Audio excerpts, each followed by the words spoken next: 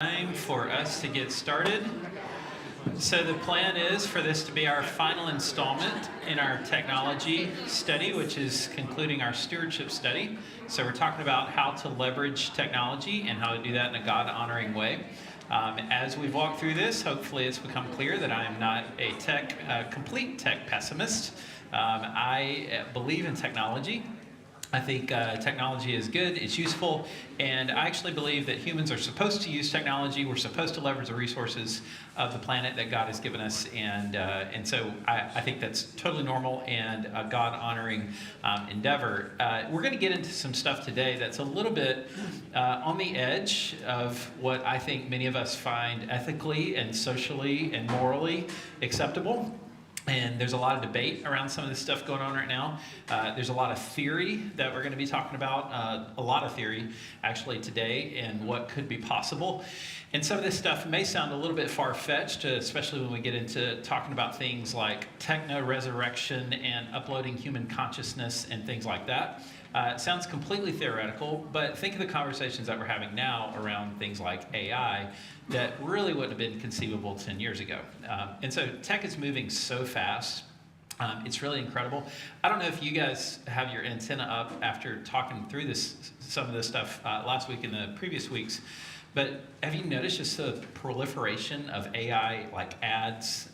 Everything is AI oriented now. I have a few podcasts that I regularly listen to, and pretty much all of them is like how to put AI, to work for you. We had a great discussion at our small group last week about AI and just with a number of different kind of fields that people work in and just how they're using artificial intelligence. And some of the ethical things that come with that are they going to steal all our jobs? And this really is, we really are sort of on the edge of the next phase of what we could call the Industrial Revolution, kind of starting with the internet and now moving into this age of artificial intelligence. I won't talk too much more about AI today, but what you're going to see in some of these things we're going to talk about, there's this merging of AI tech and sort of this transhumanism kind of movement, supplementing humanity with tech, and we're going to see those are kind of beginning to merge together and make some of these things possible that are pretty incredible. It's pretty incredible what we're able to do. So that's the plan for today. Whenever I end up doing an equipping hour series, it's sort of like air. Whatever space they give me, I'll just sort of fill it up with things. So this could easily go on for a long time, as you guys have probably picked up. But I am going to wrap up this tech piece today. I would like to do an ethics class someday down the road. I've been thinking about that for a little while, and I'd like to dive into this bioethics piece of it in a little bit more detail. But I want to do that in the context of a larger ethics conversation. So I'll introduce some bioethical topics today, and then we'll take another day to develop that a little bit more. So a little bit of review. For those of you that may not have been with us the last few weeks, or it's been a long week, I know, and most of you don't remember everything that happened last week. Most of you don't remember everything that happened this morning. So let's just be honest about where we are in life. So technology, when we say technology, I think most of our minds immediately go to digital technology. What I've been trying to do is say technology is actually a much, much larger conversation than that. It's a conversation that starts much farther back than the invention of microprocessors and chips and the internet and things like that. So Ryan Key says in his book, God, Technology and the Christian Life, he says, it is applied science and amplified power. It's art, method, know-how, formulas, and expertise. So we could say then that technology is simply leveraging the resources of the natural world. God has created an abundant world full of useful materials, and then, of course, technology can be applied for both good and bad. And as I mentioned multiple times, I'm just amazed that the resources of the earth give us the ability to produce all these incredible things, like devices. You're not holding anything in your hand that didn't come from the resources of the earth. We might say, well, that's a man-made material. From what? Yeah. I mean, we figured out somehow, we took something out of the ground and we figured out how to leverage it and turn it into something that's really amazing and useful, which to me just completely defies my imagination. I just can't imagine how people have come up with the things that they've come up with. Just absolutely amazing to me. I know we got some mechanics, people that worked on stuff amongst us. To me, I'm not a mechanic. I'll be quick to say that, but I do like to, if something goes wrong with the car, I like to try to give it a stab myself. Generally, God bless YouTube for that. Carburetors still, I know we're kind of past carburetors on most things except for small engines. Carburetors are like magic to me. Still, I don't really get it. I know fuel goes in, I know it gets atomized and things happen, and there's float bulbs and valves and things, and it comes out the other end and it's something useful that can be used in the engine. But whatever happens in that little simple box is still magic to me. So how somebody figured all that out is just completely amazing to me. Blows my mind. I'm not a scientist, so I dabble enough to understand the technology in order to talk about the ethics, and so you'll see that a little bit today. So understanding technology, then from a big picture perspective, it's just leveraging the resources of the planet to do something. And one of the conversations that we've been having is about this idea, is technology, is it only helping us do things that we were already going to do? So is it instrumental in that sense? It's just an instrument. We were already going to have conversations and relationships. Now, a phone or email or a group text or whatever, it's just helping you do something you're already going to do? Or is technology more what we would say deterministic? It's actually taking you by the hand and leading you to a spot and causing you to do things that you wouldn't normally do. And my argument is it's actually symbiotic. It's a both and. It is helping you have relationships. It is helping you talk to people, maybe across the world. I'm just curious, show of hands, how many of you communicated either text, email, or maybe a phone call with somebody this week that was more than, let's say, 100 miles away? Almost every person in the room. Isn't that amazing? That wouldn't have happened, 100 years ago? Less than. At least not with any kind of speed. If you read, if some of you war buffs, one of the big issues in war, especially wars from, let's say, the 1800s and before, communication was a huge deal. It was a huge deal because you would send a letter, and if you were involved in a war halfway around the world, 2 weeks to get there, 2 weeks to get a response. You're looking at a month. Things can change on the war front in a month. So that was a big deal. And so technology is allowing us to do the things that we would do, but it's also shaping the way that we do them. And I think that's just a very important concept. One of the key verses that we've talked about a few times, "Behold, I've created the smith who blows the fire of coals and produces a weapon for its purpose. I've also created the ravager to destroy."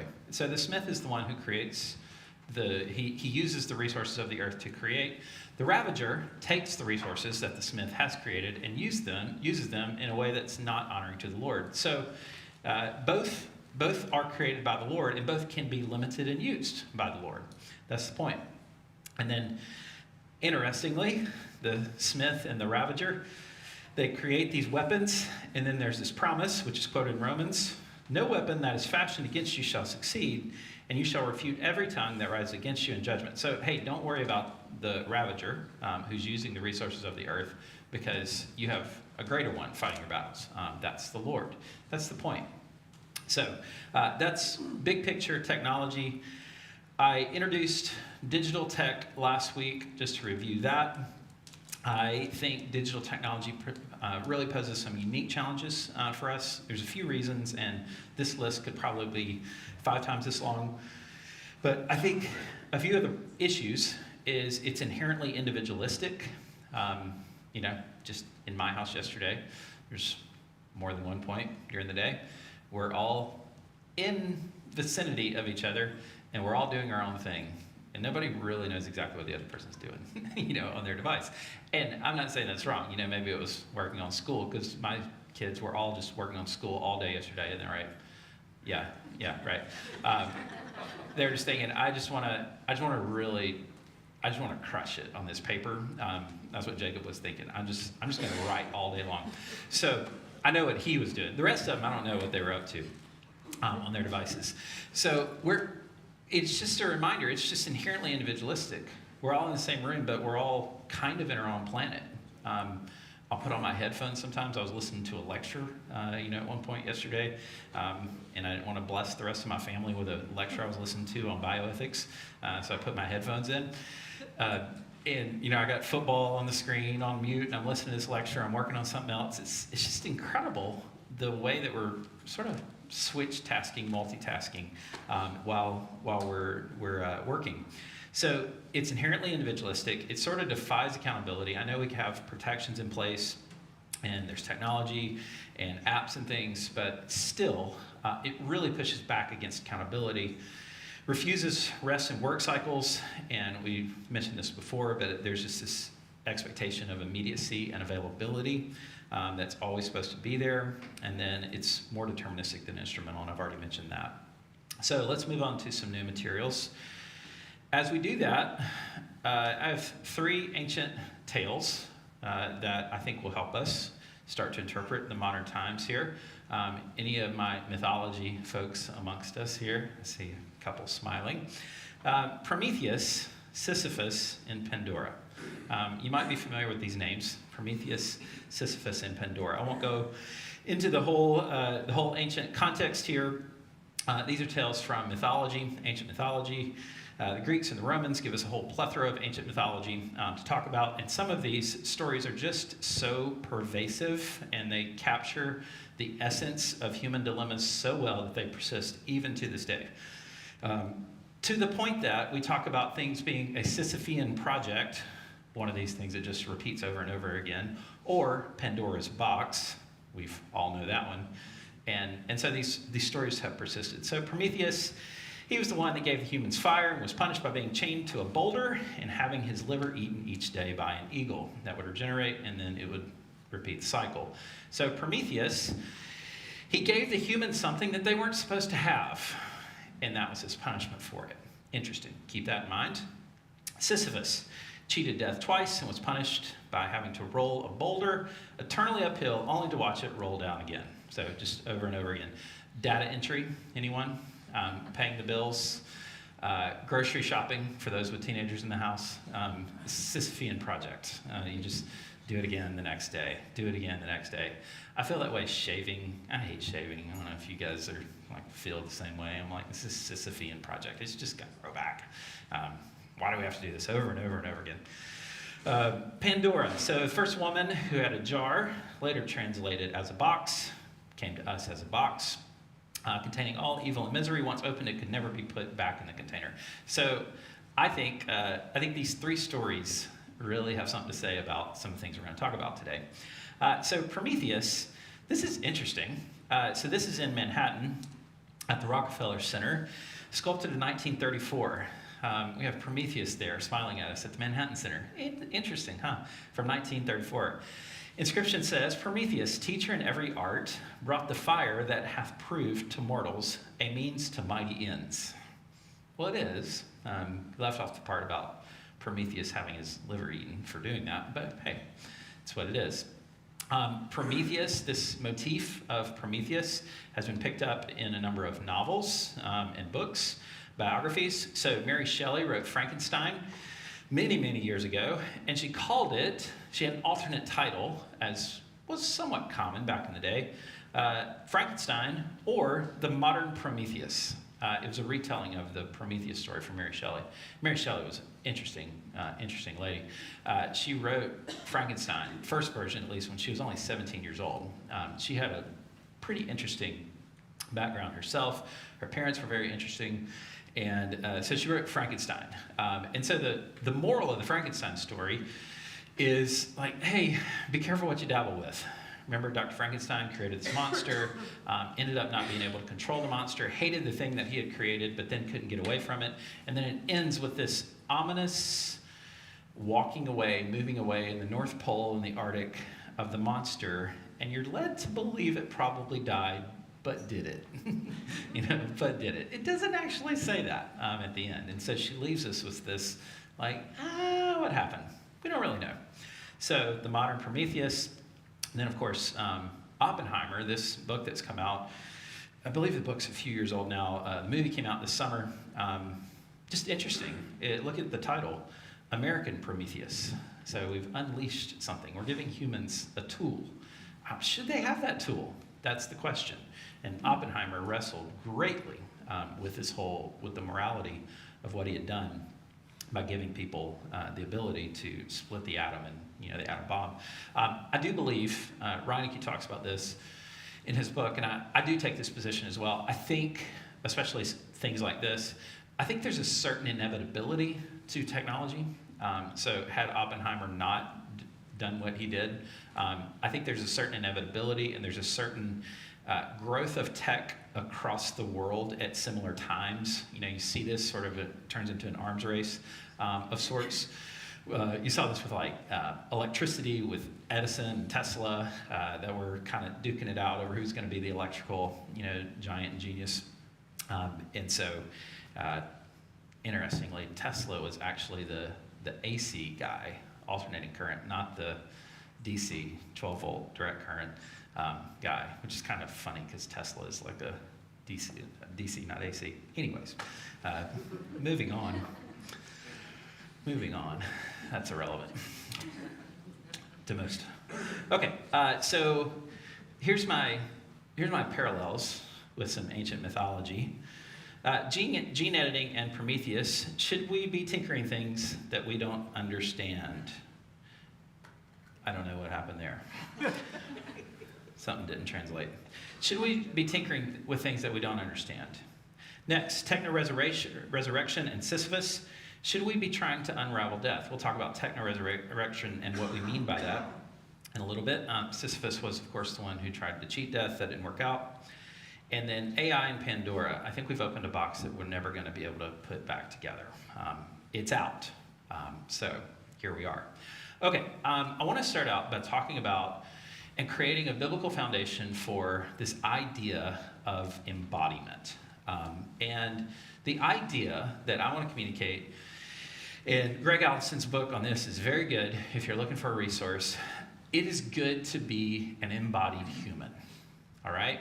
I think some Christians have this idea that I'm just sort of trapped in this meat suit for, however many years, 90, 100, 110 years, however long you last. I'm just sort of trapped in this meat suit for a while, and then the real me gets to come out. That's not the biblical perception at all. The biblical perception is God has created you, uniquely you, and he's created you as you for a purpose. All right?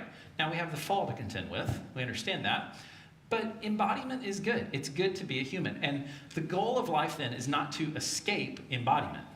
That's really sort of more Eastern religion, Hindu, Buddhist ideals, where the real me just I just have to get let loose out of this body. That is not the biblical idea of what embodiment is. Bodies are good. Healthcare is good. People that help people make their bodies work better, it's good. It is a good thing that we're doing. So a few places that we could pull this idea from. Creation in the image of God. God created man in his image. Have you ever noticed in Genesis 1 and 2 how much more attention is given to the creation of humans than the other animals? It just says, let the sea teem with life, and it happened.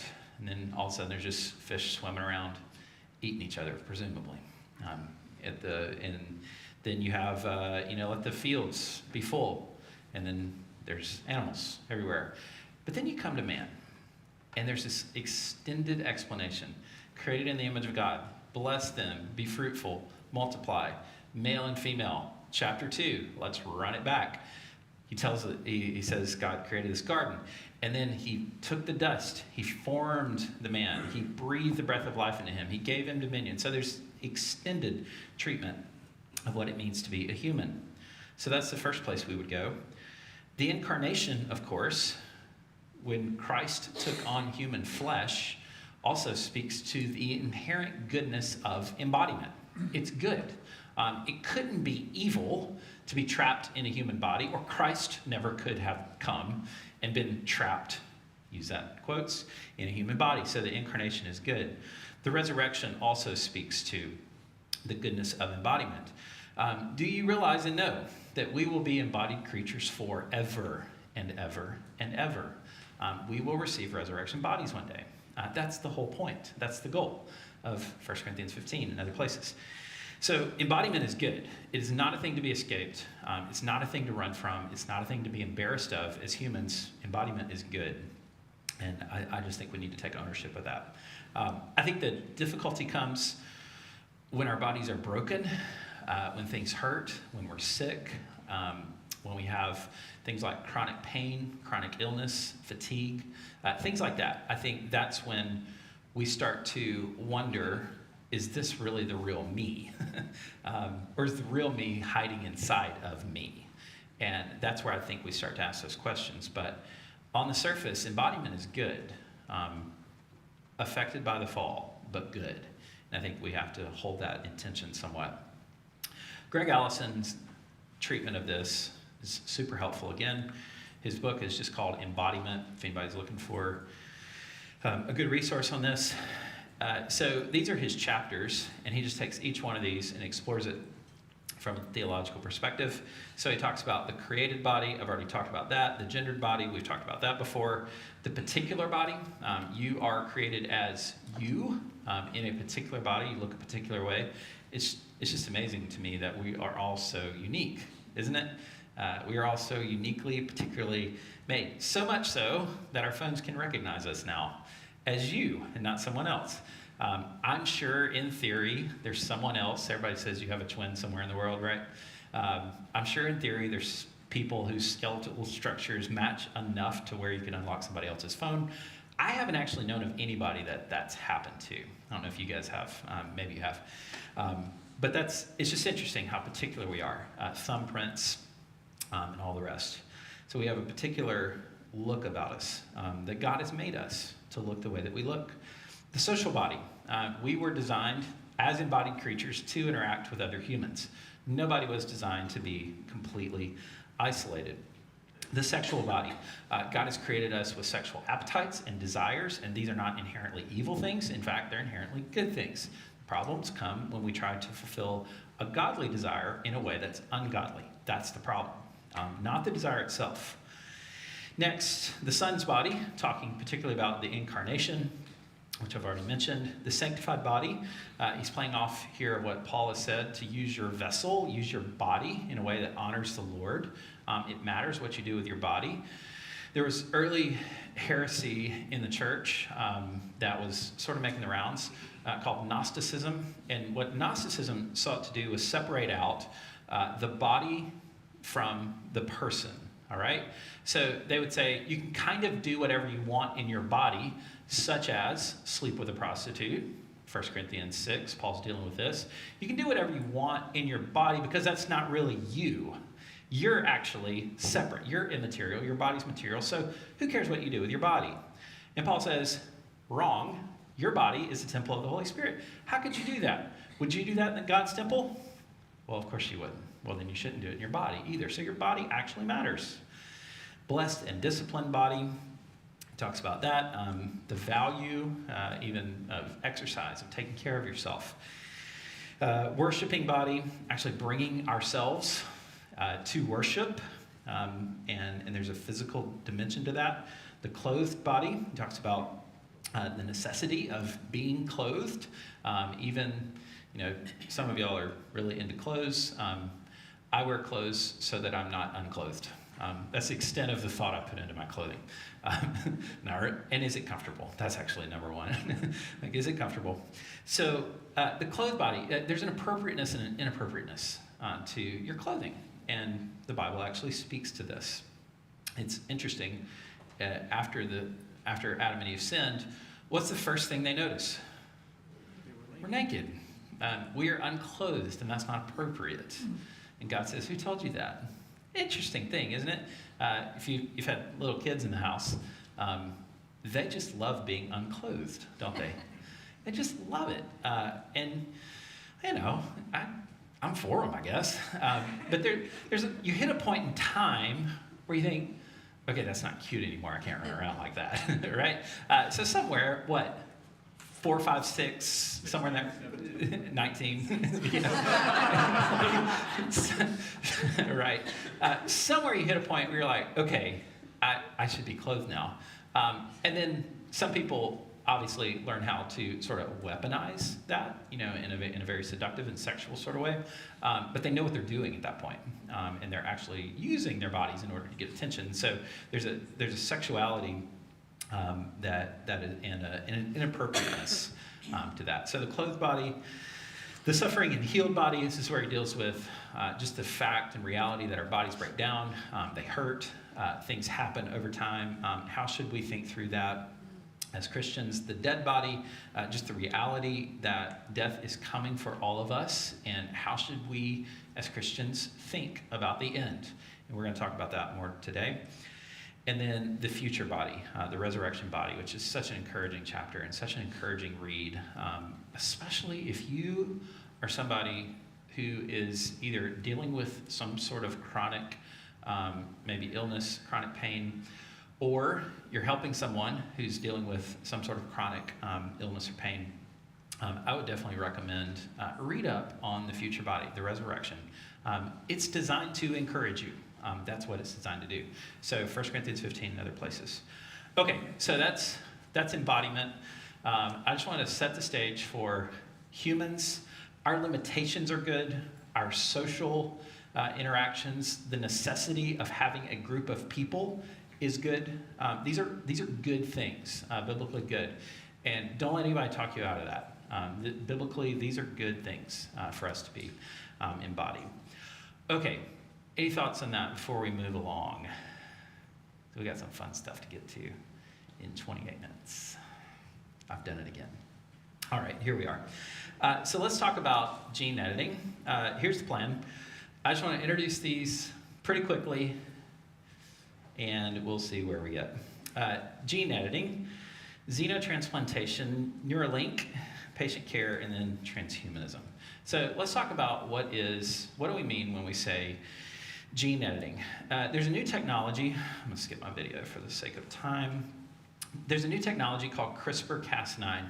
What CRISPR allows us to do is actually edit the DNA sequence. So we have the famous double helix DNA. Actually, let me see. Let me see if I can.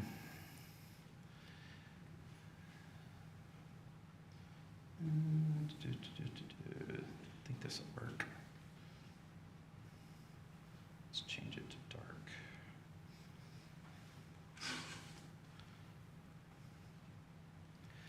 All right, so we're hoping I would do some hard work today, I know. Okay, so you have this famous double helix structure. Yeah, let's undo that. And you have all these sequences of data, all right? So this is DNA. All right, that's your DNA. What we can do now through this CRISPR-Cas9 technology is we can actually come in and we can cut part of this out. We can cut it out, and then we can replace it with something new. So we have a new sequence, and we replace it, all right? So we can actually change the DNA. CRISPR-Cas9 allows us to do that. The Cas9 technology, Cas9 is it's like the messenger RNA. Some of the vaccines were based on this technology. Moderna, M-O-D-E-R-N-A, messenger RNA. It's kind of built into the name. Moderna is based on this technology. Some of the other vaccines, COVID vaccines, were as well. So this is not a new thing. This has been going on for a while. So we actually are able to edit germ lines now too. What that means is that characteristics that are edited could be heritable, meaning that it could be passed down generation to generation. All right? That's not necessarily what happened with the vaccine, but it is theoretically possible. Okay? There's some ethical considerations in this. So there's a lot of work being done with human embryos right now. In vitro fertilization has made this possible. In vitro, of course, is when you take sperm and an egg and you combine them in a lab environment, and then now we're editing that. And so here's some ethical considerations. Destruction of human embryos in experiments. I, as a Christian and as someone who's deeply concerned about ethics, I have a major objection to this, to create embryos that aren't actually going to be used. I would say those are little tiny humans that deserve our protection. The smallest amongst us, the oldest amongst us, our most seasoned, that's my new term, amongst us, deserve protection. So I object to that. Genetic enhancement. There's talk of creating designer babies. We're kind of messing with some of this right now. The mosaic effect. When not all cells are edited, it might not have exactly the effect that was intended. All target mutations, unintended genes are edited, and then ecological disequilibrium. We're experimenting with some of this in different places, like editing mosquitoes that can no longer carry malaria, which sounds like a really, really good thing. But are there unintended consequences that are going to come up as a result of this? That's one of the questions that comes up. So my quick take on this whole gene editing type of thing. I think there's a difference between what we would call therapeutic, which is restorative in nature, versus enhancement. Now, here's where it gets a little sticky. Who gets to define what's therapy versus enhancement? All right? So I heard a report. I don't know. Some of you guys may be more familiar with this than me. I heard a report that Tiger Woods, at one point in his career, he had LASIK surgery in order to give himself 2015 vision. All right? Now, the standard is 2020, right? So let's say he had 2050 before. I don't know the details. But is that therapeutic or is it enhancement? You're like, are we okay to go to 2020, but we're not okay to go a little bit better? What if you had a chance to go a little bit better than, and see a little bit better than average? Would you do it? And so, there's some ethical considerations, like what is therapy versus enhancement? There's some easy ones, such as sickle cell disease. I've got a story about that one. Cancer, if we could figure out a way to cure cancer through this technology. Lipids, cholesterol, triglycerides, cholesterol, things like that, if we could control that. What about enhancements? These are mostly theoretical at this point. Physical attributes, if you could, let's say your family comes from a long line of dark-eyed people, and you decide, hey, I want my kids to have different eye color, different hair color, different skin tone, different muscle complexion. What if you could do that? Again, mostly theoretical at this point. What if you could do that? What about if you could create a kid with super intelligence? Most of us are like, I don't know about that. A kid a lot smarter than me at my house? Yeah, maybe not. They all think they are anyways. Pardon, isn't that right? Yeah, Jacob's just laughing. Like, yeah. Okay, what if we could prevent genetic disease? Something like that, something that would be passed down generation to generation. Doesn't that seem like a good thing? Maybe it is. What about something like, what about Down syndrome? What should we do about something like that? What if you could eliminate Down syndrome? There's just an extra chromosome. That's the only difference.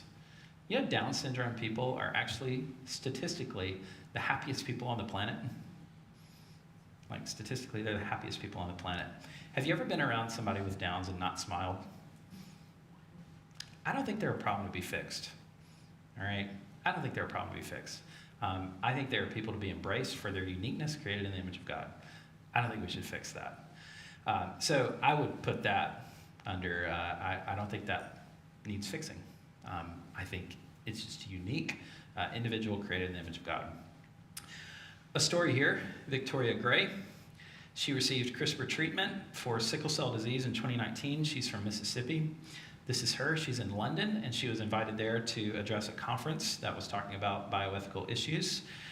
Doctors removed bone marrow from her cells, bone marrow cells, modified them and put them back into her body, and the treatment's been successful for her. So sickle cell disease is extremely painful. You guys that are may be familiar with that. Extremely, extremely painful, very debilitating. She has 4 kids, couldn't take care of her kids. And this technology has given her a new lease on life. I would say that's a good, right? A good use of the tech. Now, of course, not everybody's using the tech well. There's been moratoriums put in place on experimentation with this. This doctor in China, He Junku, was released from prison. He was given 3 years in prison because he actually edited embryos. There were 3 of these, 2 twins, set of twins, so 2 there, and then 1 other baby. And he supposedly used this technology, CRISPR-Cas9 technology, to create embryos that were resistant to HIV. So they know who these people are in China. Their identities have not been revealed. They live in anonymity. But so there are actually humans walking amongst us, maybe not amongst us, but 6,000 miles away or so. There are actually people now on the planet that have had this. These are the ones we know about, all right? You know me. I think whatever we hear about, there's other things that have happened, okay? Especially with my understanding of the kind of proliferation of this tech now. He got 3 years in prison. He recently got released. So that's gene editing. In a nutshell, we've been modifying genes for a long time, genetically modified food, and things like that. We've been doing that for a long time. This is a new level, though, especially because you can change heritable characteristics that can be passed down generation to generation. So there's a lot of ethical considerations here. Thoughts on that before we move on to talk about xenotransplantation? I know that's what was on everybody's mind this morning when they woke up. Yeah. All right. Big ethical considerations with that. So let's talk about this idea of xenotransplantation. Xenotransplantation is any procedure that involves a transplantation, implantation, or infusion into a human recipient of either live cells, tissues, or organs from a non-human animal source, or human body fluids, cells, tissues, or organs that have had ex vivo contact with live non-human animal cells, tissues, or organs. Okay, so it's basically taking animal parts and putting them in humans. That's xenotransplantation. Animal parts, putting them in humans. We've actually been doing this a long time. We've been using pig valves for a real long time with heart surgery, which some Orthodox Jews and Muslims don't appreciate that at all, because those are unclean animals. Now it's kind of embedded in you, so they don't appreciate that. But this has been going on a long time. What's different now is that we are genetically engineering animals, particularly pigs at this point, in order to make them suitable donors. So we've all, I'm sure in this room, everybody has known someone who's had an organ transplant or needs an organ transplant. And so what if I told you that there's a way that we could grow organs and they would be immediately available for your transplant when you need it one day down the road? Kidney, heart, liver. I think those are the main ones we're doing right now. I've heard of lung transplants before. Am I missing any medical people? I think those are the major ones that kind of get done. I haven't heard of any others, not in the mainstream at least. So this is going on. Designer Pigs, this was an article that was published this summer. Designer Pigs for xenogenic heart transplantation and beyond. So they took a 2 month survival of a terminally ill patient, received a genetically modified pig heart, has demonstrated that cardio xenotransplantation could provide a therapeutic option for patients who cannot receive a human organ. And this is kind of a technical journal article, but it goes on to describe what's going on there. So they took this terminally ill patient. For 2 months, the heart worked fine. So they took someone that was going to die imminently anyways, and they did this with the pig heart. Now, kidney xenotransplantation. They took someone who was technically brain dead, and they transplanted this kidney, and after 32 days, and this was published, I believe it was on August 16th. I don't have an update on this, but on August 16th, this was published, and the organ was still functioning fine. So let's just be clear about the ethics of this whole situation, because I think most of us are okay with this at this level. Now, when it moves beyond this, I think many of us are starting to raise our hands. The person's brain dead, all right? And the family's giving consent in order to do this experiment. And it's working. So what do we think of that? We okay with that? Any moral questions come into play for you? Just weird? Yeah.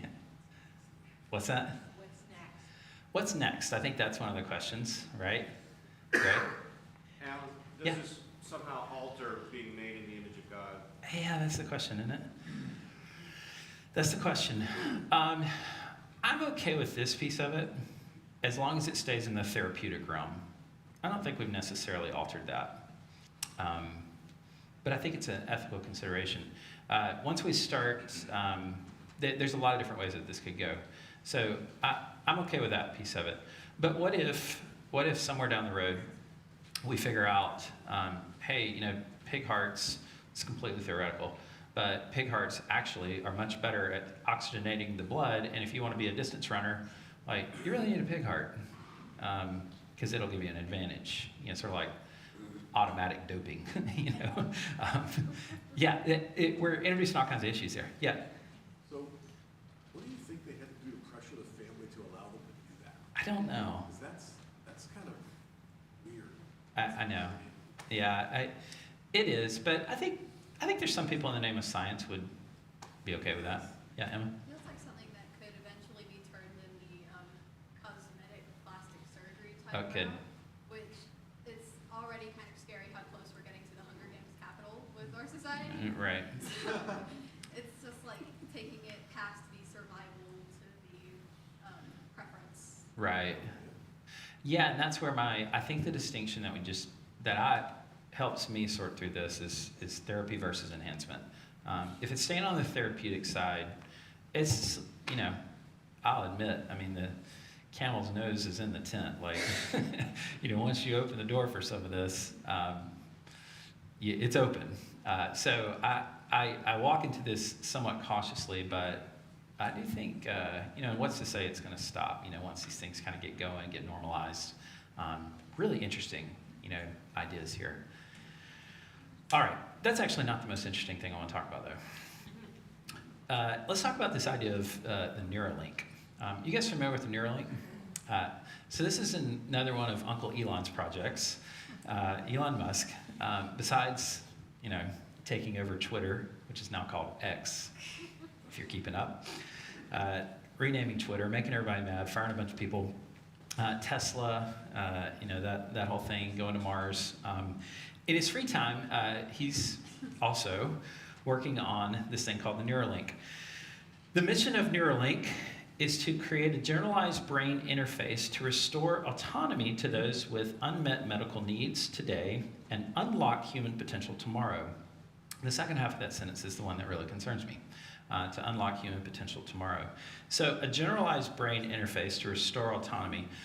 I'm okay with restoring autonomy to people. So the way this basically works, for the sake of time, I'm not going to show you the video, but you should go look this up because you'll be absolutely fascinated. So there's this chimp named Pager, and what Pager does is he sits and he plays Pong. You guys remember the old Pong game where you had the little sliding thing, and the ball comes down, and you have to move it over, like to hit it and bounce it off the wall. You just move it back and forth, and boom, boom, boom, boom, boom, boom. And you have this joystick that controls the little space, the little bar thing that goes back and forth. So what they've done is they implanted these Neuralinks, 2 of them, into this chimp's brain. They let him play Pong with the joystick, and they map his brain while he's doing it. All right? And so it's this brain map that's going on. Eventually, they get enough data to where Pager no longer has to be connected to the joystick. So they take the joystick, it's USB, they unplug it, and so Pager still thinks he's controlling it, and what happens is every time he gets it right, he gets a little bit of smoothie in this straw that comes out. So every time he gets it right, he gets a little smoothie, and so he's trained to do this. And so eventually they unplug the controller altogether, and he's completely doing this via Bluetooth that's connected to the computer. And the Pong thing is moving back and forth. Completely autonomous. Isn't that amazing? Now, you think about somebody that's unable to speak. somebody that, whatever, maybe a vocal injury, whatever that may be, if they could just they could look at a screen and they could look at the letter H, they could look at the letter E, hello, how are you? I mean, that's pretty amazing, if we were able to unlock potential for people to be able to do that. So that's on the therapy side. I don't even want to imagine what could happen on the enhancement side of that, though. That's where things get a little bit dicey and interesting. So this was cleared for clinical trials on humans this past summer. I don't know exactly where that's gone, if anywhere yet, but this is happening.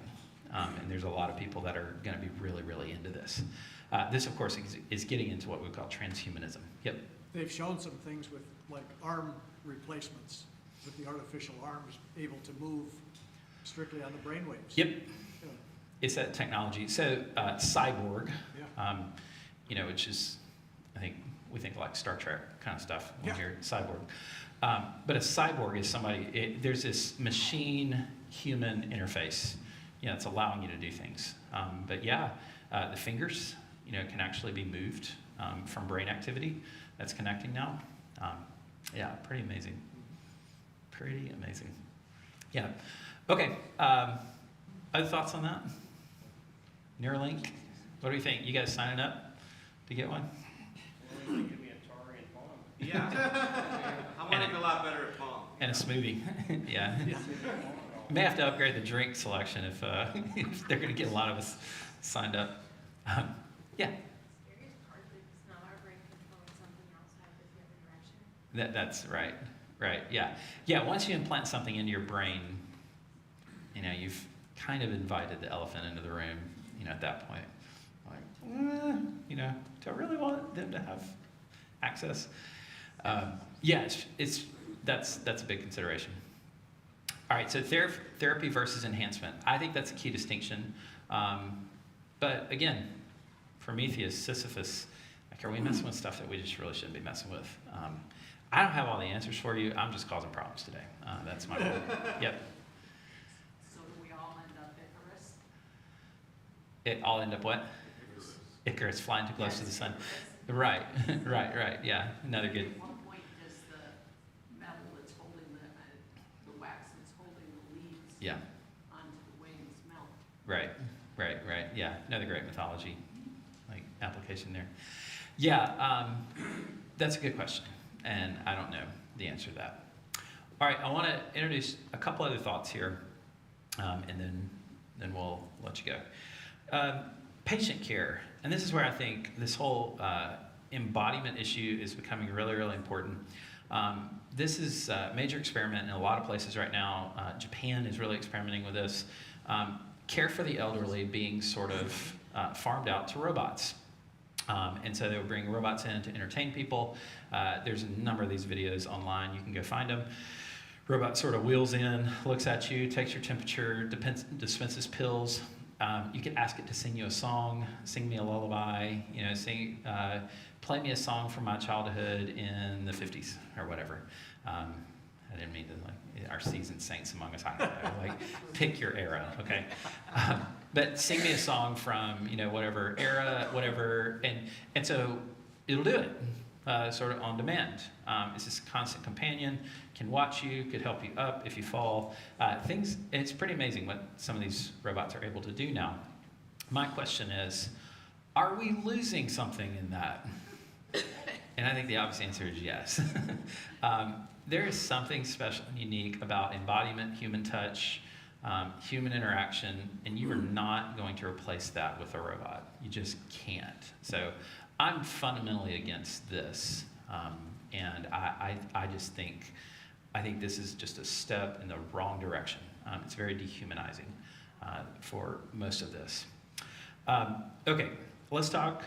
We talked about this a little bit already, but the idea of transhumanism. It's a belief or theory that the human race can evolve beyond its current physical and mental limitations, especially by means of science and technology. So this is the image I had at the beginning of my slideshow as well, and just want you to know I generated that on AI. I'm all in today. So I just asked it to generate me a picture of transhumanism. This is what I came up with. Pretty interesting. Transhumanist Party actually is a political party, very small, and I hope it remains small. The Humanist Party has a full website. They have a Bill of Rights, Bill of Transhumanist Rights, and a couple of things that were just so interesting to me about this. Transhumanist Bill of Rights, the term sentient entities, so sentient meaning there's consciousness, intelligence, sentient beings, human beings, including genetically modified human beings, cyborgs, those with, think Terminator, there's robotics attached, digital intelligences, easy now. We are giving, in the Bill of Rights, the Transhumanist Bill of Rights, we're giving rights to AI, digital intelligence. This is another step. Intellectually enhanced, previously non-sapient animals. You watch Guardians of the Galaxy. Rocket, he would fall into this. Groot maybe would have rights as well. Any species of plant or animal which has been enhanced to possess the capacity for intelligence, thought, and other advanced sapient life forms.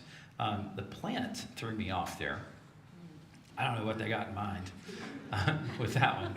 Maybe that's Groot. Maybe they were thinking about him. I don't know. That one's a little weird to me, but this is like a serious movement.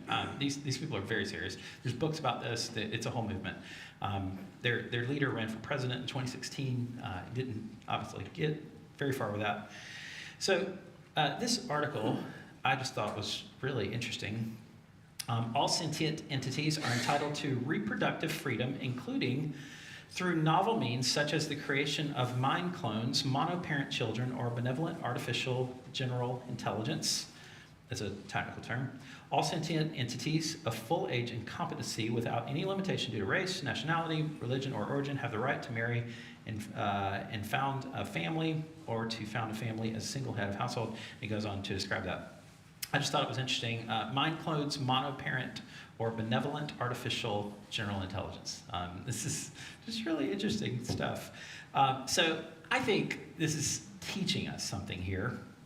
I think the longing that many people have of this sort of techno-resurrection of overcoming their humanity, I think is telling us something.